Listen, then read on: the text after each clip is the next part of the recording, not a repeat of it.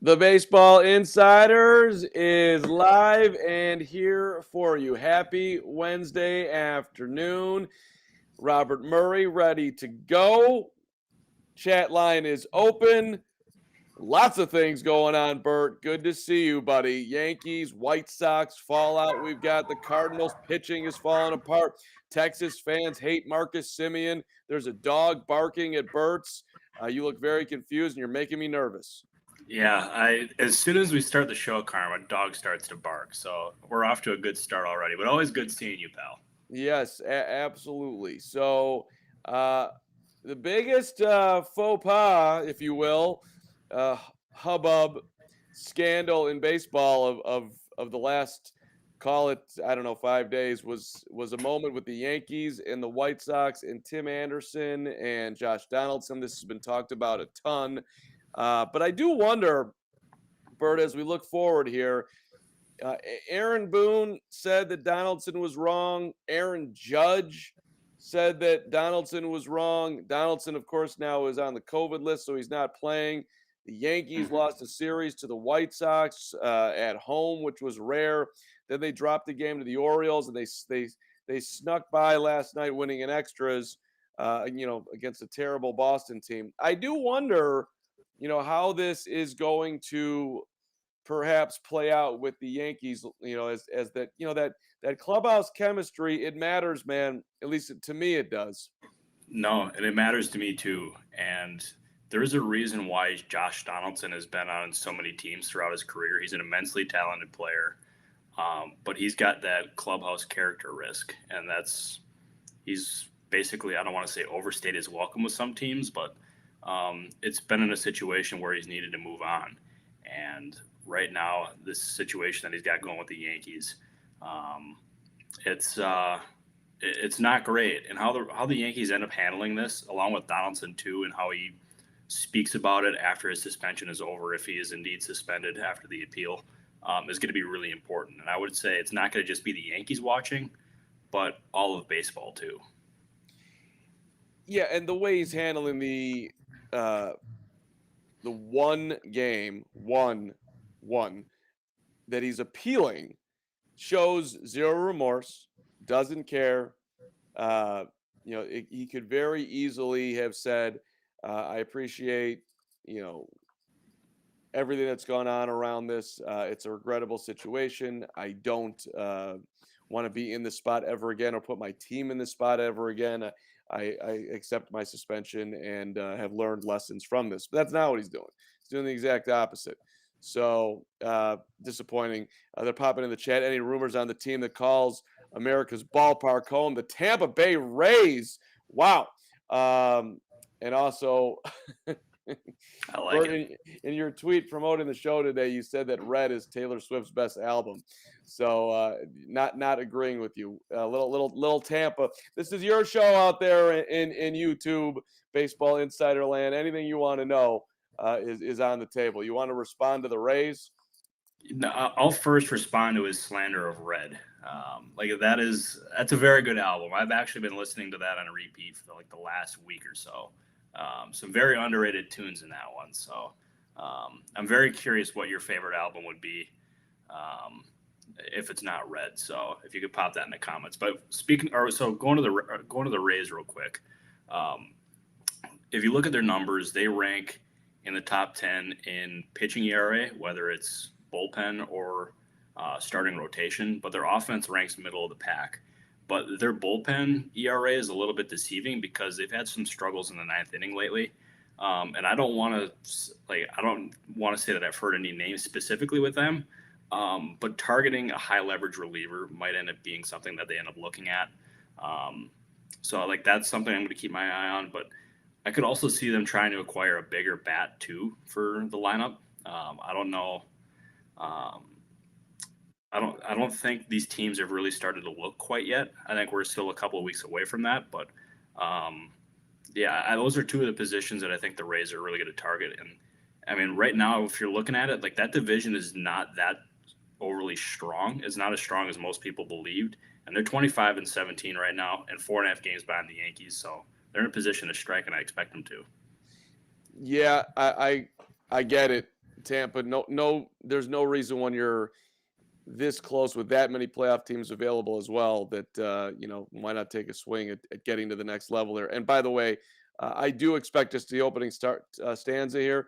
I do think add in the Yankees injuries, Aroldis Chapman. I think that the level that the Yankees are playing at to start the season, it does not feel sustainable to me. So there's definitely opportunity in that division. By the way, the Red Sox are playing a lot better baseball as well. We can get to that. All right, Sean B, you're right, buddy. Right here, I am a Northwestern fan. Grew up close to Evanston, Illinois. It's been a tough career for me as a Cat fan, as anybody who follows Northwestern knows. But we've had some great moments. And there's nothing like rooting for the underdog in life, Bert, because when you climb up and you make that first ever NCAA tournament, it's a sweet moment, buddy. And you know this as a Midwest guy. Oh, I absolutely do, Carm. And also, so like speaking of underdogs, the Eagles, when they won the Super Bowl, they rode the underdog label big time. I'm an Eagles fan for people who don't know out there. Go Birds. And yeah, I love the underdog story. There we go. All right, let's move through some more of these. Any truth to the reports that the Cubs, this is from Johnny, could be calling up top pitching prospect Caleb Killian for Monday's doubleheader. Killian was in the Kris Bryant trade, came over from the San Francisco Giants, has pitched very well at AAA. His stuff is impressive. That is, hey, look, some Cub fans are getting itchy for seeing some of these prospects coming up. No, they most definitely have. And I can't say that I've heard him specifically. That's not saying that there's no truth to it. It's just something I have not dug up on. But I remember talking with you on previous shows, Carm, as Killian is somebody that's really stood out since that trade and could end up making. I know the Cubs didn't end up getting any of the Giants' real top prospects like Joey Bart or a player like that, but Killian and their other prospect they acquired could end up being some like pretty decent assets for them going forward. Yeah, and Pete Crow Armstrong keeps on moving up the prospect board list, and that was a great snatch by Jed Hoyer. So stay patient over there, Johnny. The Cubs will be good in 2026. Don't All right. get antsy. It would be my advice. Yes. So I saw that comment pop in when it first came up, and I texted somebody asking, and that is something that actually the Cubs are considering. So I just got a response. Oh, really? So there we go. You got a response from somebody in the know that they're just now on your phone? Correct. Did that real time, Carm. Bert, that's why they pay you the big money, buddy. I absolutely love that. Dr. Ink wants to know about Joey Gallo's value, if he'll get traded. Does he get traded? What do you think is the future there? I would not be surprised if he's dealt, if he continues to struggle. I know some teams are going to be monitoring that one, where it can end up being like a Sonny Gray situation where he's traded, needs a change of scenery, because I wonder how much playing in that big market has impacted Gallo. I heard John Heyman say on his podcast the other day that he talked to Gallo, and like he knew going in that it was a big market in New York. I mean, obviously, but it's a pretty ruthless market. So I wonder how much that has impacted him. And if he is traded, the team I'm going to keep an eye on is the Padres, because the Padres and AJ Preller love Joey Gallo. They've pursued him in years past. So I would expect them to at least poke around. I mean, Preller pokes around on everybody, but I think Gallo would be somebody on their radar. You want to throw a theory out as to why he has struggled in New York outside of the big market? Think he's trying to, I don't know, play into the ballpark that's not actually his strength? Does that make sense at all? Probably not. I need you to elaborate on that one, but I think the big market thing is like a legit primary reason for it. I mean, people are saying that he's struggling because the way they're shifting him in New York. I don't, that his ability to adjust for whatever reason has been a huge problem. I think whatever. Maybe some people are just not built to play in New York, but I do wonder if just because if he gets out of there, if you'll start to see the production that he had in the past. Yeah, and it's possible. Like New York and like those big markets, those are a different beast. And if he goes to San Diego, that might end up being like the way he gets back to his old form. And he's proven he's a really good player. Carmen can hit dingers like not many people can. So, and you could end up getting him for, I don't want to say pennies on the dollar, but for less than what the Yankees gave up a year ago. So, Yeah. and I'm sure that'll appeal to a lot of these teams, but especially Preller. All right. Well, that leads us into William Holder's question, which is do the Padres have any interest in any of the center fielders that could be out there? They've looked at a bunch in the past. What are you hearing in the Padres in their outfield? Yeah, that is. I think that's going to be a position that they end up looking at. They ended up looking at, as I mentioned on a previous show, Chad Pinder, um, but like nothing ended up coming of that. I do wonder if he could be more available, just because he's going to be free agent at the end of the year, and the Padres would end up like they like him. So I wonder, but I haven't heard anything suggest that he'll be available. Um, but I'll like if we're going with Grisham. That trade specifically has been an absolute roller coaster ride, because after the first year of that trade, Zach Davies looked really good. Grisham appeared to be the center fielder of the future. And while Luis Urias was struggling with the Brewers, and Eric Lauer looked like a fringe starter at best. And now Lauer is one of the most underrated arms in baseball. Urias looks like the guy at third for the Brewers, while Grisham has struggled, and Davies got traded for Yu Darvish. So the Brewers looked like the clear winner in that trade, as of right now, when it looked like they weren't going to be. So I would expect like as I've said before, the Padres are going to be on a lot of different guys just because that's what Preller does. But I have to imagine they're going to be looking for a center fielder upgrade. It's a good reminder from the Baseball Insiders. Give things time. Specifically, I'm talking to you, Texas. I didn't like the Marcus Semien 7-year, $175 million contract that seemed excessive.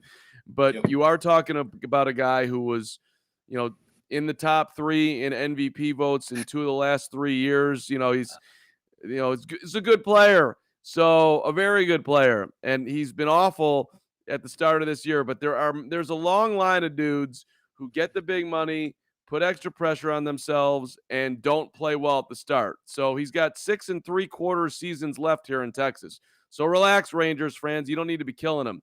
And the other guy that kind of falls under that is Kris Bryant, but not really. I mean, Bryant hasn't homered, but he was playing halfway decent baseball. But he's just, he's got a bad back, and now he's missing a bunch of time. Comes back, plays a couple games, goes back on the injured list. That's not ideal either. But relax. If I'm a Rockies fan, you want him long term. Let him get healthy. No, for sure. And before I get into that, there is a comment from a woman named Janice Murray, who happens to be my mother, who said, "Love the shirt." So thank you, Mom. Turns out my mom and dad are watching this show live, so I appreciate that. Oh, Janice Murray with the I honestly I thought that Janice was talking to me in my Northwestern gear, but apparently she's repping her own son, which makes a lot more sense. Okay, so she just shot me a text with a thumbs up emoji and said, "Makes your arms look huge." So thank you, Mom.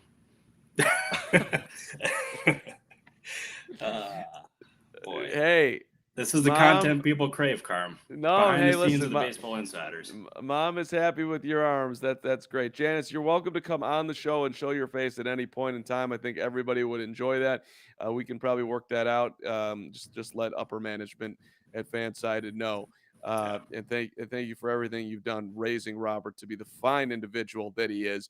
I've never met somebody in a short period of time who I feel like acts like we've known each other forever, and he's just such a ray of sunshine in my life when I get a text from Robert Murray. So thank you, Janice. You did a great job. There we go. So the check is in the mail, Carm. So thank you for that. Nah. No need, buddy. All right. But no, Bert, you're the best. Let's get Anthony's question here about Jo Adell. Whether or not he'll be traded. Seems like the Angels will be fine moving on from him.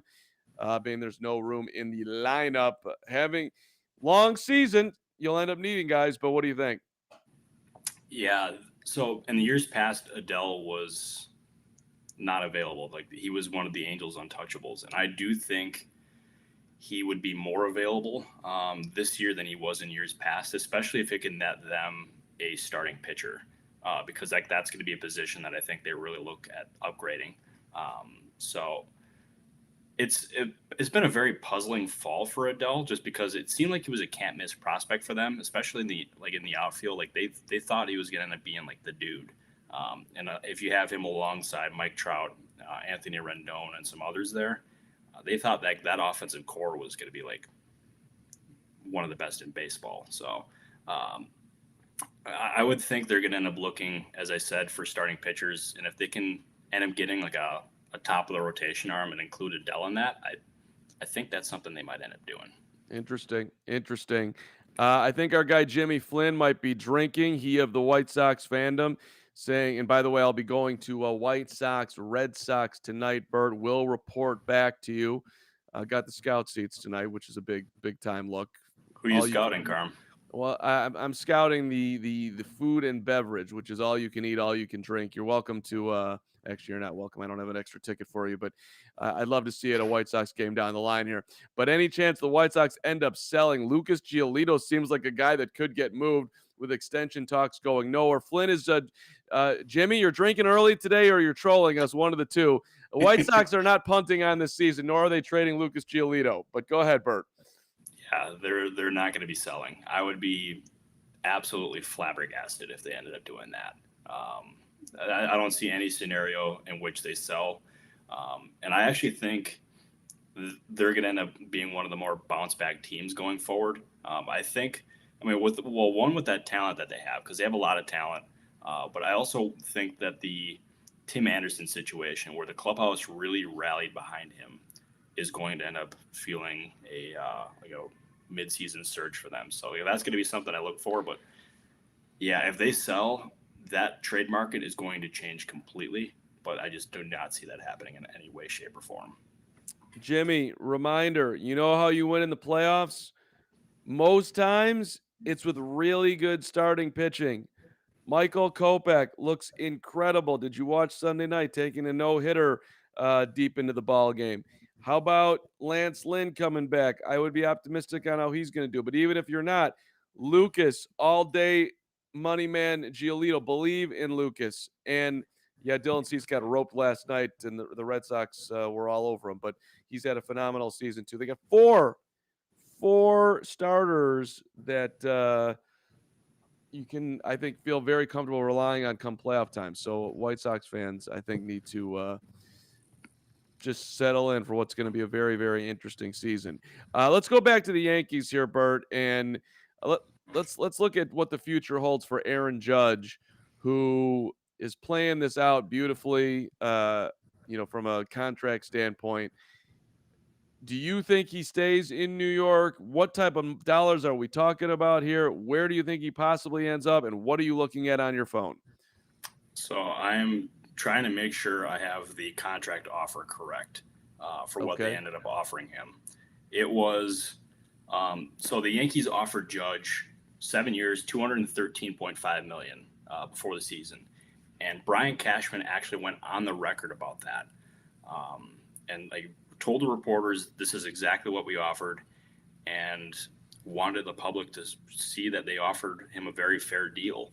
And Judge, he took a risk turning that down, because that's high-end money for an outfielder and would have made him one of the highest paid outfielders in baseball. But he wanted Mike Trout money, and he bet on himself. And so far, he looks extremely smart for doing that. And he's, by all accounts, the favorite to win the American League MVP.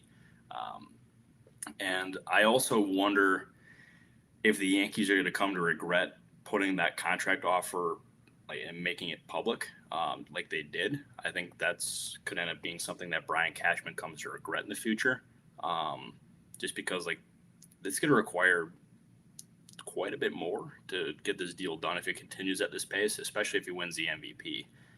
But as what his future holds, I'm not exactly sure.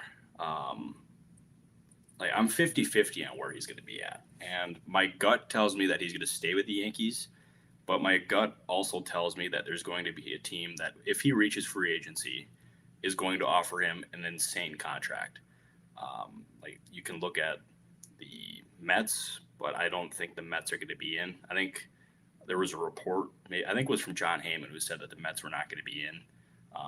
But you can also look at the San Francisco Giants. You can look at a lot of these other teams, and they could offer him a contract that he can't refuse and bring him out of New York. But if you ask me right now, my gut tells me that Aaron Judge stays in New York, but that could be subject to change. Interesting. I mean, it would be rare that the New York Yankees would let a guy the caliber of Aaron Judge walk out the building. So I would lean with you here that ultimately he's going to get paid. But I don't quite understand the strategy from Brian Cashman. Do you? Like, what was the point of going on the record with that? Yeah, it was to show the public that this is what we offered Judge. Do not rip us for not getting this deal done because it was not us. They my mom just texted me again. So he's trying to win public favor, which is, if that's really what the reasoning was, I don't love it. Like, I just don't. It's all about positioning yourself, and you got like, I don't blame him for doing it, but I remember being, I can't remember where. Well, I think it may have been at the gym. I promise I don't live at the gym, Carm. But I remember reading my phone when he ended up going on the record with those terms, and I was like, huh? Like, I mean, I understood it, but I also thought, oh, this could come to backfire, and it just very well might. But by the way, so I have another text from my mom. All right, Mom. So what's up? She said, "You made my day." That was the first time I watched. Thanks, Mom. And she said, "Tell Carmi he needs to show the pipes, and I'll send him a comment too." Woo! Okay, Uh-oh. Janice. You know, listen, the Northwestern Wildcats also they're headed to Arizona for. You should go, Bert. It's the Tempe Super Regional. Cats versus ASU softball. Come on now. You want to come out here, Carm? I do. I don't think it's going to happen, but come on, this Friday night, 8 Eastern, whatever time that is for you. I think that's 5 for you there, Bert. And then Correct. They play on Saturday. I mean, come on, let's go. Let's get it going here. Little cat softball. They sold out wherever the stadium's name is that they play. I think it's the J or something. I don't know. Doesn't matter. Yeah. Okay. Let me go to a couple things that are happening on the field. Specifically, I guess we could start with the Cardinals and their pitching woes. They have tried to get creative here, Bert. You know, let's put Jordan Hicks in the rotation. That is not working out particularly well at all. And they've got some, halfway okay options, but I don't know. Hicks, for the record, he hasn't made it past the 5th in any of his 7 starts. He's walked 18 and 24 and 2/3 innings. And the Cardinals as a whole, by the way, 43 games, slightly more than 1/4 of the season. The Cardinals have had 24 starts of 5 innings or fewer. So 24 out of 43. If you did the math on that 1/4 of the season, Bert, you're let's just call it half. Let's call it half. It's over half of your starts are going to be less than 5 innings. Tough to win that way, although it is modern baseball. It is modern baseball, but that is not a recipe to win at all. And it's almost a miracle that they are where they are right now, considering their pitching woes. And they're going to end up having to get pretty creative to fill these holes. And it sounds like there's talk about moving Jordan Hicks out of the rotation, and they have a couple of internal options that they consider or that they can consider. Jake Woodford is one. And then Packy Naughton is the other. And both of them have made starts in their career. Naughton was up here at the major league level for a little bit and made a couple starts. Pitched pretty well. Both of them have ERAs in the 2 range. So, but that being said, they are in a position where they want to go for it this year. And that would make me think that they are going to be in the market once again for a starting pitcher. It's not something they ended up acquiring in the offseason besides Steven Matz. And I thought that was a mistake. Same with them not pursuing another impact reliever. They ended up signing Nick Wittgren, and they signed a couple other guys that were not like some of the top names. And they went bargain shopping there, and it came back to bite them in the you know what. So I would fully expect the Cardinals to be in the market for both of those positions, and their season could end up depending on what they do, because those units are in pretty rough shape right now, especially the rotation. You want to speculate and throw a name out there that they might go after? I'll say this, with the Cardinals, you can expect the unexpected, because last year they were tied to a lot of these mid rotation, maybe some of the upper rotation guys. They've been tied to Frankie Montas already.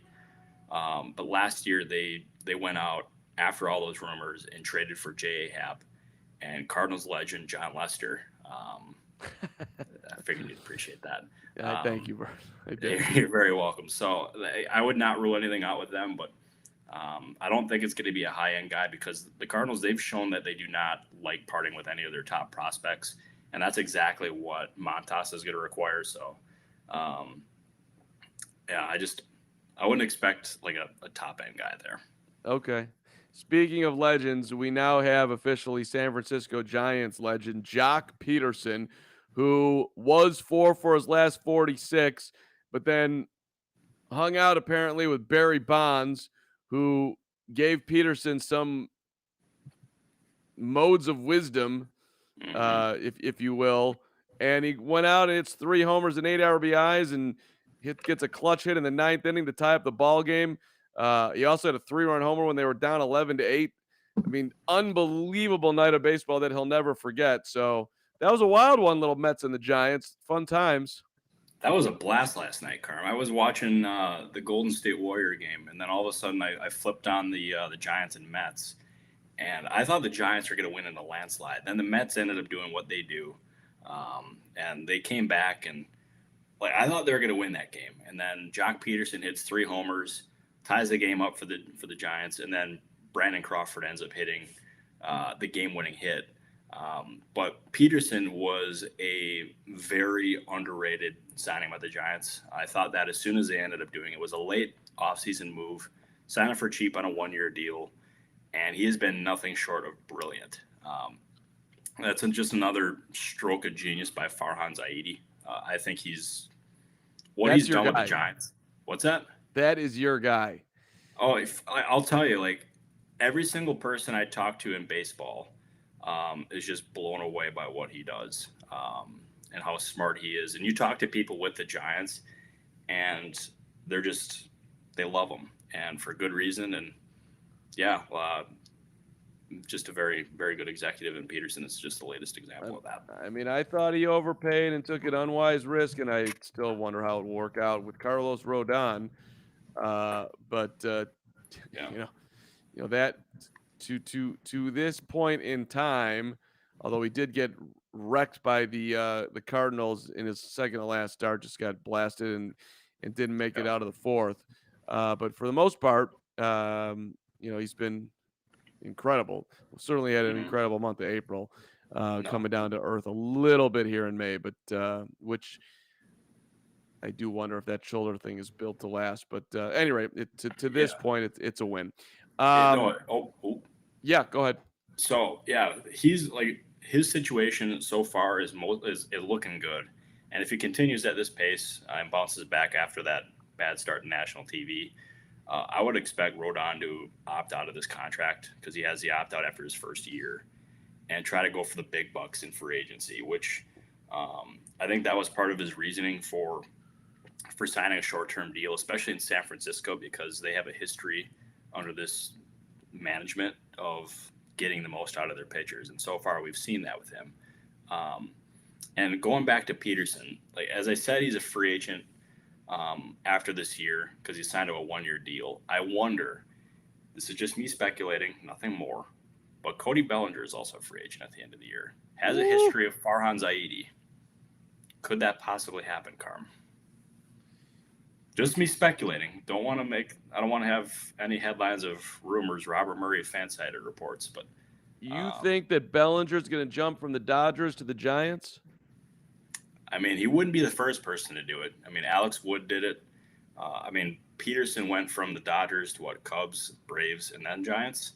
Mm-hmm. And I mean, Zaidi, he's got a history with them, so he knows them. As I said, just speculating, but Okay. I mean, Hey, something I've thought about at least.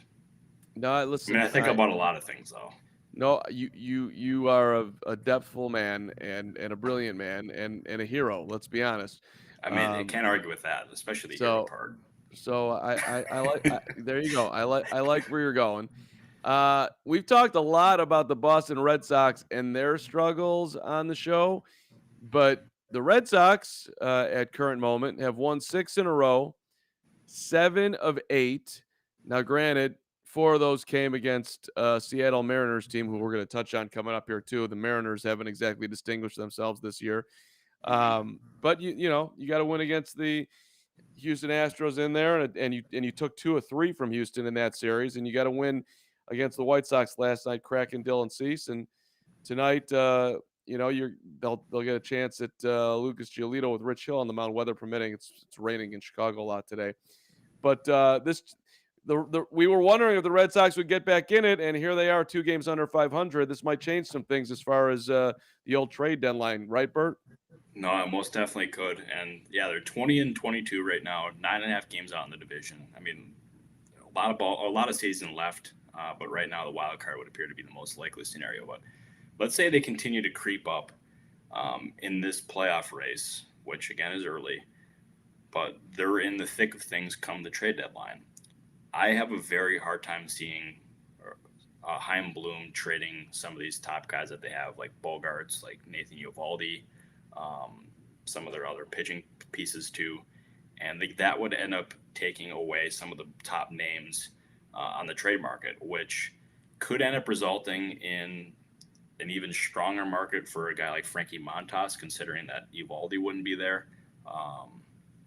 So I'm just very curious what the Red Sox look like in, let's say, 20 to 25 games, because their success could end up having a pretty big impact on what this trade market looks like and how active it might be.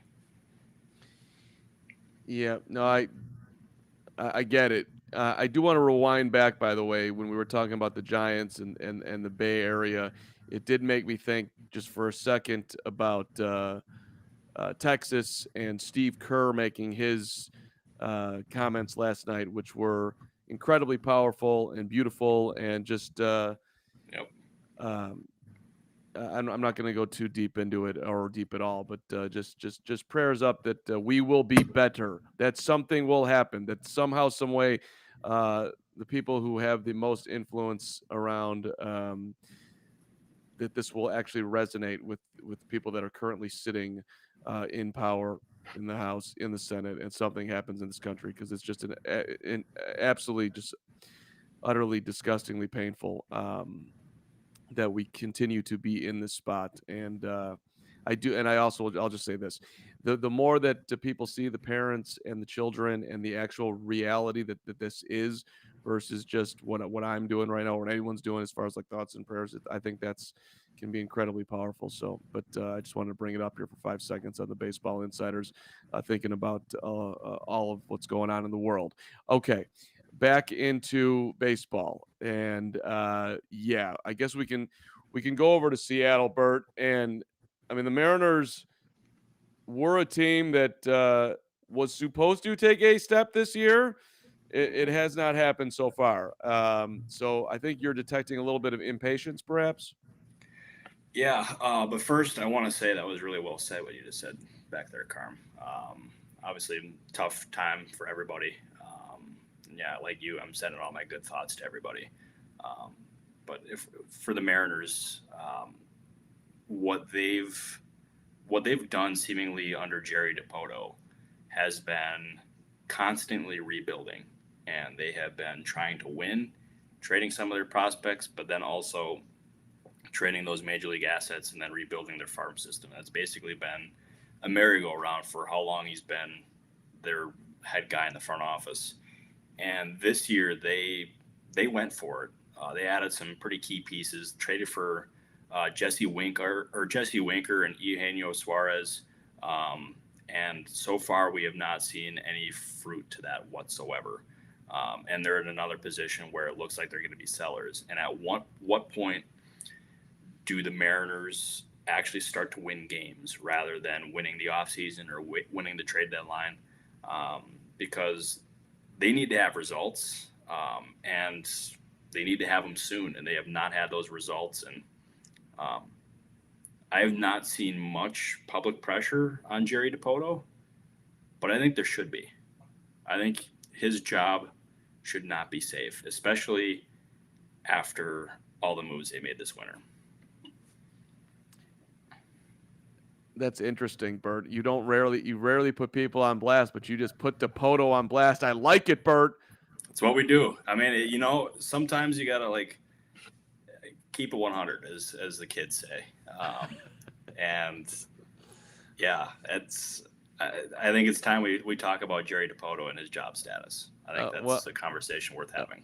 Okay. Are you out on a limb by yourself, or you got some other baseball people that are saying, like, I don't know how the hell this guy's keeping his job, but somehow he's keeping his job. Let's talk about why the hell is this guy keeping his job?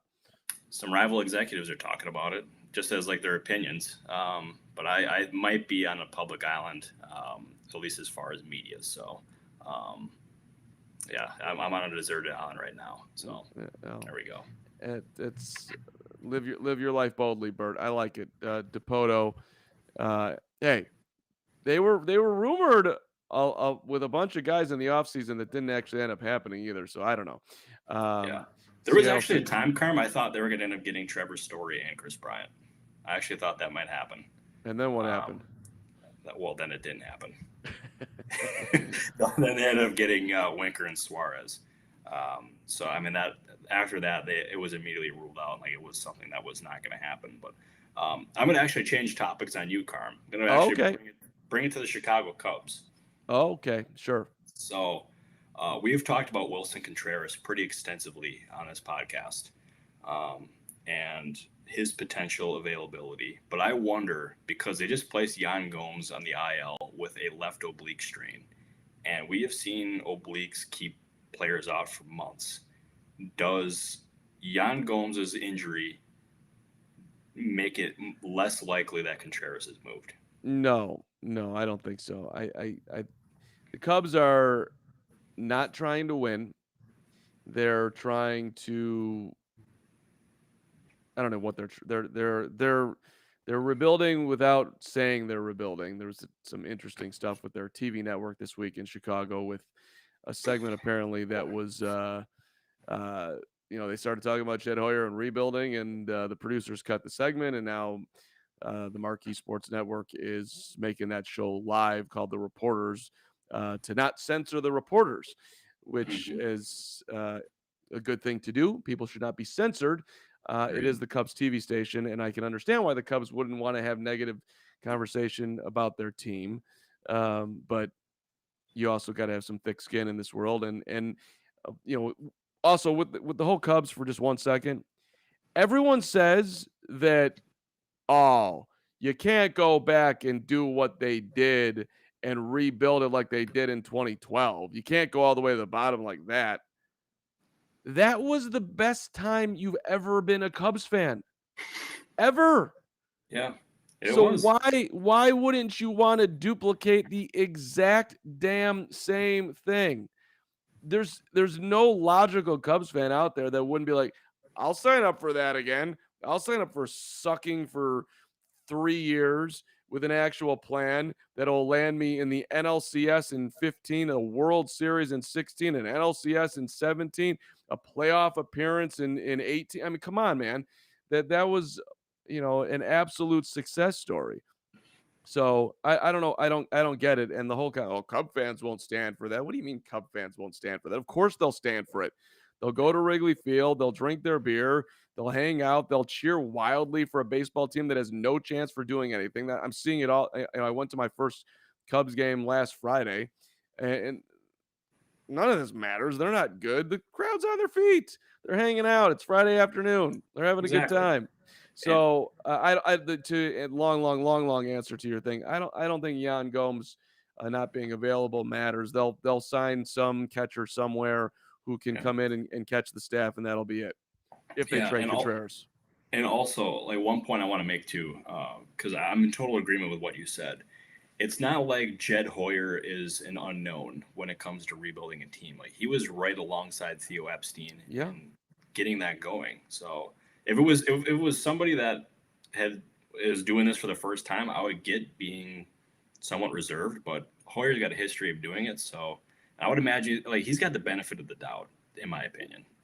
Yeah, and look at the start that he's off to. He didn't have much leverage last year at the deadline. They made a good trade with the Mets. Apparently, they made a good trade with the Giants.